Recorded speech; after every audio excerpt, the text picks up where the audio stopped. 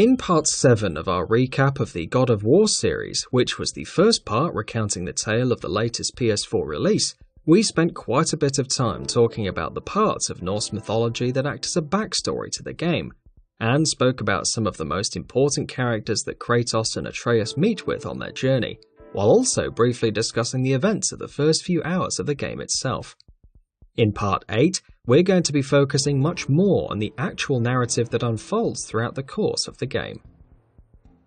Within the first few hours of gameplay after Kratos and Atreus leave their home for their journey to the highest peak in all the realms, they've almost met all the most important players of the story, all of whom we've already spoken about in the previous part.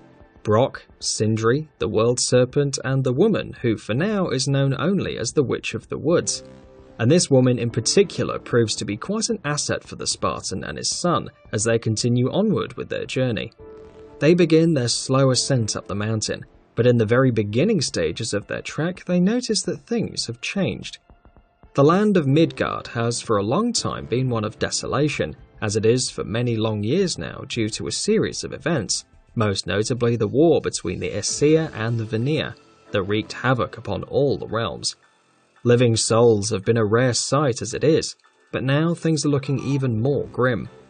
Draugr, who are undead soldiers who for some reason have denied or been denied a place in Valhalla, are roaming the lands in huge numbers, making the already hostile environments even more dangerous to tread, while other beasts such as trolls, reavers and ferocious wolves, to name just a few, have also become far more aggressive and a much more frequent sight. It's immediately clear to Kratos and Atreus as soon as they leave the safety of the forest they've always called home that things are amiss. To Kratos though, that makes no difference. He's faced far worse in his past, and to Atreus, the newness and excitement of the journey he's taking with his father helps him keep distracted from the loss of his mother. As they're making their way up the mountain though, they face their first major obstacle. In their path they see a thick black smoke, a corrupted and evil magic that's blocking the way ahead, and in turn, the passage to the top of the mountain. Kratos and Atreus find themselves unable to get through the black smoke, but almost immediately they find out what they have to do in order to continue their journey. The Witch of the Woods appears before them, and she offers them her help, telling the father-son duo that she knows what they must do to dispel the black smoke.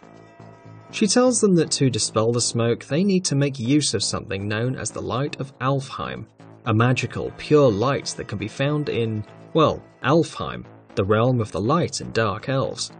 To travel to Alfheim, though, they need a Bifrost. Incidentally, the witch happens to have a Bifrost in her possession, which she gives to Kratos, telling him that not only must the device be used to travel between realms, but it is with this device that he will also be able to capture the light of Alfheim and make use of it.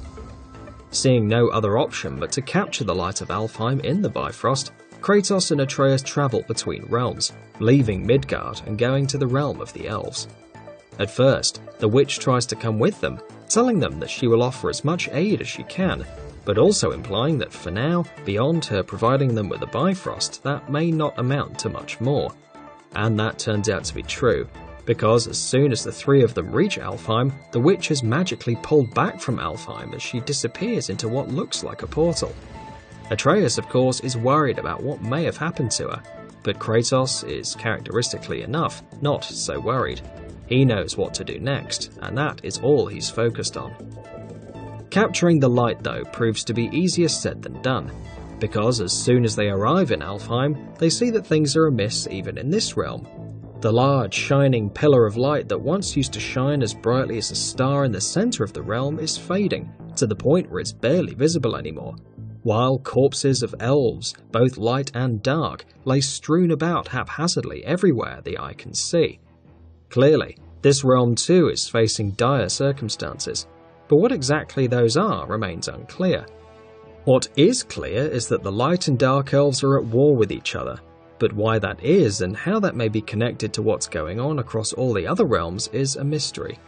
Once again, Atreus acts as the player's voice, posing questions and wonderments about the status of Alfheim and its residents. But Kratos shuts him down. He tells his son that they have a job to do here, and that is all they're going to do. The Spartan clearly has no intentions of getting involved in the ongoing war in this realm. As they make their way through Alfheim though, Kratos and Atreus are able to witness firsthand the effect the ongoing war between the Light and Dark Elves has had on the realm. There's fighting everywhere, things have started to decay, and on several occasions the father and son are attacked by hosts of Dark Elves as well as other manner of creature. Almost constantly, Atreus is hearing voices that Kratos himself cannot hear. Voices that seem to be speaking of things beyond either of their understanding. The Light Elves seem to be a peaceful, non-aggressive race who have been locked out of their home by the ruthless and merciless Dark Elves, but perhaps all is not as it seems. We'll get back to this in just a bit. Eventually, Kratos and Atreus make it to the source of the light of Alfheim, after fighting through waves upon waves of Dark Elves and other beasts. As they stand near the light though, Atreus tells Kratos that he can hear the voices from within the light. More importantly, he can also hear the voice of his mother, Faye. Understandably, the boy is eager to step into the light and search for the source of these voices, but Kratos doesn't let him do so. Not knowing what's within the light, he tells Atreus to stay outside while he himself goes in. He hands Atreus his axe, telling him to only use it in defense as a last resort, and then steps in. As Kratos walks into the light, he has a series of visions, showing him locations that he's seen or been to before, and others that he hasn't. More importantly though, he hears the voice of Atreus in the background, the beleaguered and despondent rumblings of a child who's still mourning the loss of his mother. Atreus seems to be speaking to Faye, telling her that he needs her to come back, to not leave her alone with him, his father, a man who is never around. A man who, in Atreus' own words, never wanted him and never will. The boy's words echo in Kratos' head, saying how he wishes that it had been Kratos, not Faye, who had died. The words are hard-hitting, demonstrating that Atreus has been left alone in the world with a father he has no relationship with, a man he doesn't know, and a man who doesn't know him. And yet, even so, Kratos hears the boy telling his mother that if his father makes an effort to be better, then so shall he. The entire time these words echo in the background, Kratos follows a bright light he believes to be Faye through his series of visions, and right at the end, just as he's about to approach her, he's pulled out. Shaken and dazed, Kratos lands on his back and finds himself lying on the ground in Alfheim next to the Pillar of Light, where it turns out it was Atreus that had pulled him out. Kratos begins to lose his temper, demanding to know why his son pulled him out, but Atreus is, to put it mildly, quite angry. And as Kratos looks around, it dawns upon him that he's been away and inside the light much longer than he thought. While the Spartan was under the impression that he'd only been in the light for a few minutes, it's actually been at least a number of hours. As he looks around, he sees heaps and piles of dead beasts and dark elves lying all around, and Kratos realizes that these had all been attacking Atreus and were killed by him while he waited for his father to step out of the light for who knows how long, growing ever more anxious about the possibility that, once again, his father had left him alone. Time, it is quite clear, moves quite differently, not just across realms, but in some scenarios within realms as well. That said, at least Kratos now has what he and Atreus came to Alfheim for, the light, which he used the Bifrost to capture. With that in their possession, the pair decide to travel back to Midgard, dispel the black fog in their path, and then continue their journey to the top of the mountain. Before they can get back to Midgard though, they end up doing the very thing Kratos had been adamant on avoiding since the moment they stepped into Alfheim. They become involved in the war between the two races of elves.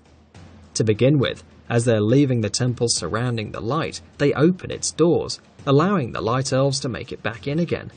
Following this, just as they're about to leave Alfheim and travel back to Midgard, they're attacked by the king of the Dark Elves.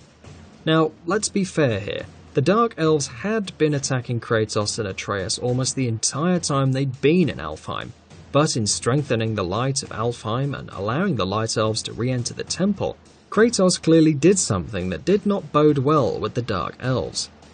Kratos and the King of the Dark Elves engage in a fierce, tense duel, and after a long and exciting boss encounter, Kratos manages to defeat his foe, to no one's surprise actually. But just as the king of the Dark Elves is dying, he utters something in his tongue, a few last words that seem to shake Atreus a little bit. Atreus, who has an uncanny and vast knowledge of a number of languages that Kratos cannot even begin to grasp, tells Kratos what the Dark Elves said, that the father and son have apparently chosen the wrong side, that they've made a grave mistake. Does this mean that all is not what it seems? Perhaps there's more to the war between the Light Elves and the Dark Elves than the stuff that seems obvious on the surface. The two of them are unable to get any further details though, and these questions are left tantalizingly unanswered, probably so that they can come into play in greater capacity in one of the game's planned sequels. For now though, even as both the player and Atreus' minds enter hyperdrive about the possibilities of what this could mean, Kratos remains typically unconcerned. With the light of Alfheim and the Bifrost in hand, the Spartan and the boy return to Midgard, and are successfully able to dispel the black fog, opening up the path ahead. The path takes them through a network of mines within the mountain, and that serves as a rather bulky and rather excellent gameplay section, full of traps to navigate, tense combat encounters and some smart level design. Kratos and Atreus eventually find their way out of the mines, about to emerge near the peak of the mountain. But as an elevator slowly takes them up towards the top, something incredible happens. Well, incredible for us, not so much for Kratos and Atreus themselves. The pair is attacked by a massive, formidable-looking dragon that breathes electricity instead of fire. Kratos manages to fend off the dragon, and him and Atreus make it out of the mines and back onto the mountain not long after. But as soon as they do, they see that the dragon is still very much a threat. In the distance, they see Sindri, one of the dwarven blacksmiths they met earlier, cowering behind cover as the dragon tries to attack it. Kratos, being Kratos, obviously doesn't care. He wants to leave it be, to let it tear Sindri apart if that's what it wishes to do, because it doesn't concern him. His only goal is to reach the top of the mountain and spread Faye's ashes, and if he can go around the dragon without having to fight it, he will happily do so. Atreus, though, doesn't have the cynicism that characterizes his father. He begs Kratos to let them help Sindri, and the Spartan reluctantly agrees. What follows is an incredible, breathtaking encounter between the beast and the Spartan, and it ends, predictably enough, with a quintessential Kratos finishing move that brutalizes and kills the dragon in the most typical God of War fashion. Sindri thanks the Spartan and his son, and though Atreus is happy to receive his gratitude, Kratos bluntly tells the dwarf that he did not care about saving him, and that he only killed the dragon because it was in his way. Sindri, however, still finds a way to express his gratitude to Kratos and Atreus. He gives Atreus a bunch of mistletoe arrows, an upgrade over the arrows he normally uses. Following this, Kratos and Atreus continue their trek toward the top of the mountain. Before we continue though, we're going to have to speak about something. It may seem like a tiny detail right now, but it comes into play in a very major way later on in the story. As they're continuing their trek, Kratos notices that one of the straps of Atreus' quiver is broken, and to fix this, he uses one of Atreus' mistletoe arrows as a binding. Again, it may seem like a completely inconsequential detail right now, but keep this in mind either way. So eventually, finally, Kratos and the boy make it to the top of the mountain. But as they're clinging to the mountainside while climbing their way up, they hear the sounds of a conversation from the mountaintop right up above them. It turns out that Balder, the son of Odin who can feel no pain, is still alive, even after his fight with Kratos at the beginning of the game. Really, this should come as no surprise, since he can feel no pain. He is quite literally unkillable, and he is now hot on their trail. He's looking for the man with the red tattoos who was travelling with the child. Why exactly? For that matter, why did he even come to Kratos' house in the first place?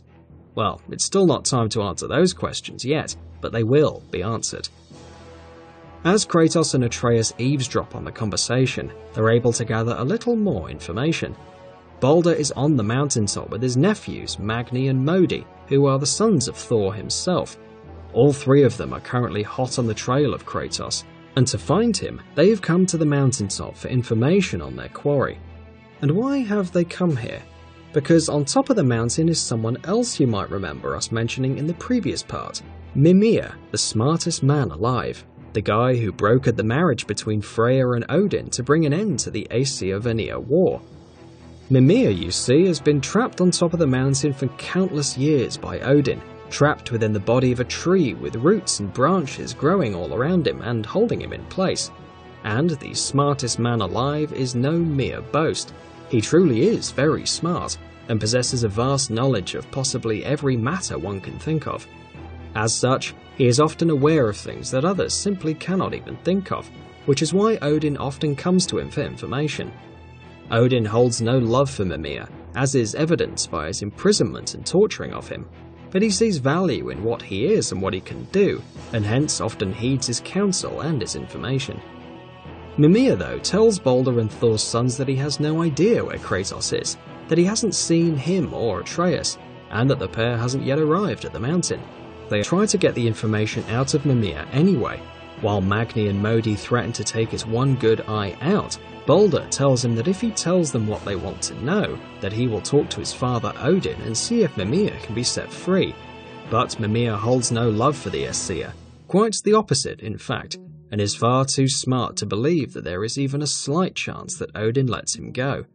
He also knows that his vast reserves of knowledge are far too valuable for Odin to let anyone kill him, and so Mimir tells Balder and the sons of Thor in as many words to piss off.